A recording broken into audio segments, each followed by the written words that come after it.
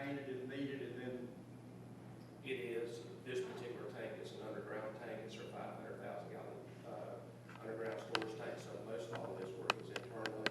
This tank is just concrete on the inside, bare concrete, and the EPD has not made it a requirement yet, but they're discussing and recommending that tanks be coated on the inside with a protective coating, so that's what this will be. So, Steve, Moody has the money, and with our partnership and agreement with them, we do the contracting, bidding and outreach process along with their partnership and approval.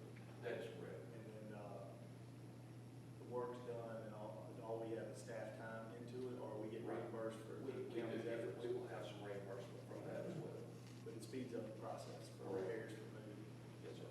And typically, speaking maybe, but typically, there's a small amount of administrative fee that's in that management that the county will be getting. So it's a win-win process. It allows them to get contractual work done, which has been a great effort. And Paige has really been a lot of championing that with Moody and really across the entire Department of Defense with some of the meetings that she goes to about these IGSA Yes. agreements, which are extremely important, but it helps the federal government and those entities. All they have to do is get the funding. We're able actually to manage and advertise the projects, take the bids, and hopefully save them some money in that process, rather than it having to be dealt with the Department of Defense, because everybody thinks that's a big pocketbook. And so you wouldn't get these kind of numbers, my point is, if it was a Department of Defense project. You're getting these kind of numbers because Lowndes County is advertising.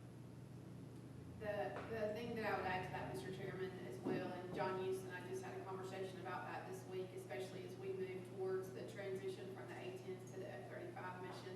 The county's involvement through the IGSA process provides for a lot of our local small businesses, especially, that normally would not maybe be able to navigate or have someone on their team to help them navigate through dealing directly with the federal government. So they are bidding on basically Lowndes County work, just like they would any other bid opportunities that we would have. So that increases the participation from our local and especially our small businesses as well. Because typically, if you've ever done work out there at New York for the federal government, there's an elite group of contractors that work on those bases primarily because they know how to, the network and how to work through those processes and procedures. And so some of them that does it never leaves and never does anything else anywhere else other than out at the base, simply because they understand those processes. But this is, the IGSA agreements is just an opportunity, as Paige said, is to get more local subcontractors involved with Moody work, give them an opportunity